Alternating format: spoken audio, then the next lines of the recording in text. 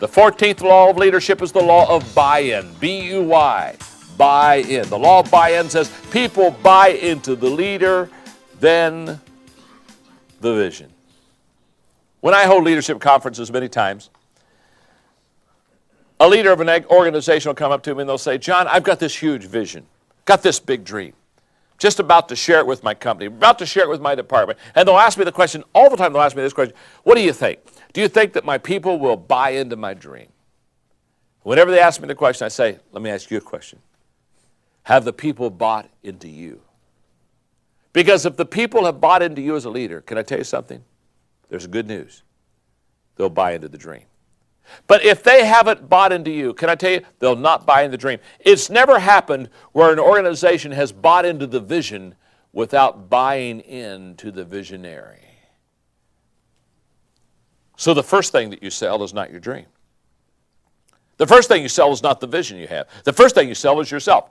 Because when you can connect, goes back to the law of connection. When you can touch a heart, you can ask for the hand. In other words, when you can touch them relationally, when they have bought into you emotionally, when they like you, when you're at least on level number 2 on the 5 levels of leadership, when they have bought into you, then they'll buy into the dream. So the first thing that you want to do is you want to always sell yourself. And then you can sell your dream. But it's impossible to sell your dream if you haven't first sold yourself. You see, every vision is filtered through the messenger. So therefore, when I hear a vision or when I have a dream presented to me as a leader, it's an absolute fact that every one of those dreams and visions are filtered through who gives the dream and who shares the vision. I've often said it this way. The leader finds the dream and then the people. That's the way it works. As a leader, I have a vision or I dream, and I got this vision dream, and I say, okay, I've got to go find some people to fulfill it because I can't do it all myself because it's a bigger dream than I have. So the leader finds the dream and then the people. The people find the leader and then the dream. Most people go throughout life without the dream or the vision. So they have to find the leader that has a dream or a vision that's compatible with them. But in staying long enough to find out what the leader's dream is and what the vision of that leader is and where that leader is taking them, they also realize, I've got to buy into this person. I've got to like them. If I'm going to take a journey with them, I've got to relate to them. I've got to connect with them. They have to like me. They have to believe in me. They have to relate and connect with me. So the law of buy-in is absolutely huge because what we have to understand is that our job as a leader isn't to sell the dream first. Our job as a leader is to sell ourselves first. And with the selling of ourselves and the connecting with people, they connect with the dream. Again, how do I take the vision from me to we? The law of buy-in. If they buy into you, it will soon be their vision, not just your vision. You know, there are some questions, therefore, that I have to ask as a leader. The question is not only do I have a clear vision, the question that I need to ask is, do I love my people? Do I enjoy being around them? Do I have a good relationship with them? Do they love me? Do they enjoy being around me? Is it a good time when we're together? Because the leader, again, understands in the law of buy-in, there has to be the human connection before you can take them to a higher level. What I want to do to make this lesson real practical for you is I have what I call the buy-in process that I want to give you. I want to share with you what is the process that helps people buy into you as a leader and then buy into your vision. Here's where it starts. Number one, the people see the problem. In other words, there's a need that people sense and feel and understand, and they say, oh my goodness, we have a need or we have a problem. That's the first step to the buy-in process. There's just what I call the obvious need or the obvious problem. Step one. Step two, the leader sees the problem and the potential. Now, that's what distinguishes the leader from the follower. The follower sees the problem. In fact, the follower is frustrated and basically has no answers and basically thinks that his or her hands are tied. And so They're frustrated with the problem, but the leader sees the problem, but the leader also sees the potential. That's what makes a leader. Remember, leaders are dealers in hope. Where most people see the dead-end street, they see more than the dead-end street. So, one is the obvious need that there's a problem.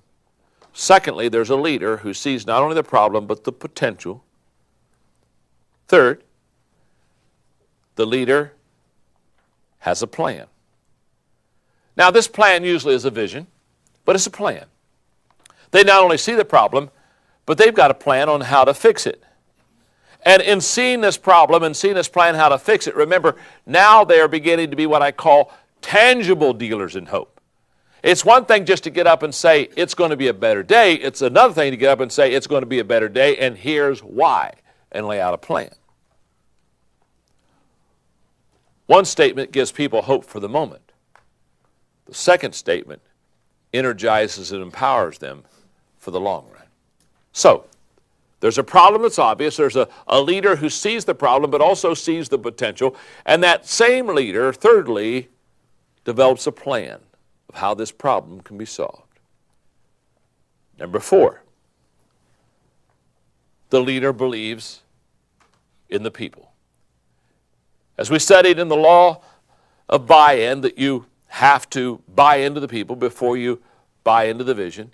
And by the way, that's two ways. The people have to buy into the leader before they buy in the vision, and the leader has to buy into the people before he or she can get them to buy in the vision. There's a buy-in on both sides. So this leader not only sees the problem, sees the potential, has the plan, but has bought into the people, which brings us to step number 5.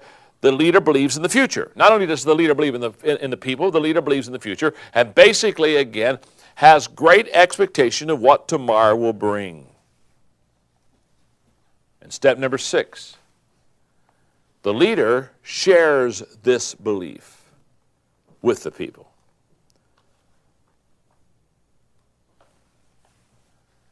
In other words, the leader gathers people around and says, let me tell you what I think can happen. Here's the plan. Here's what I believe is going to happen.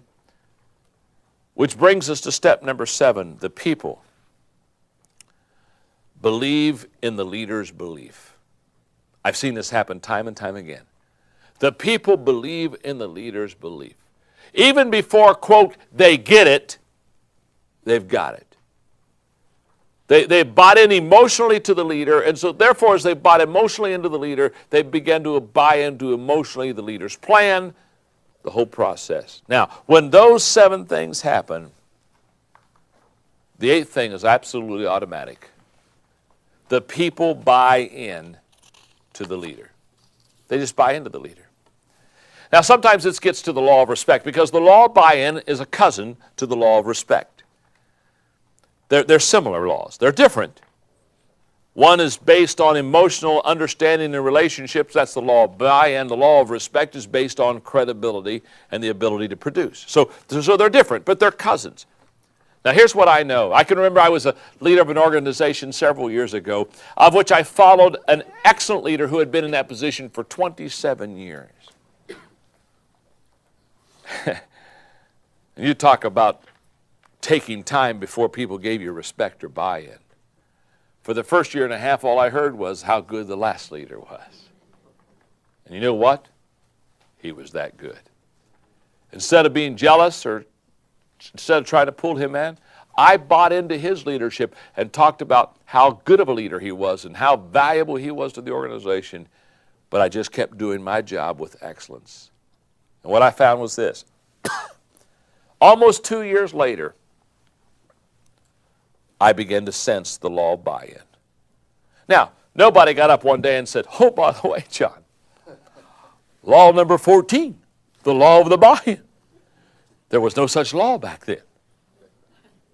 I hadn't written the book.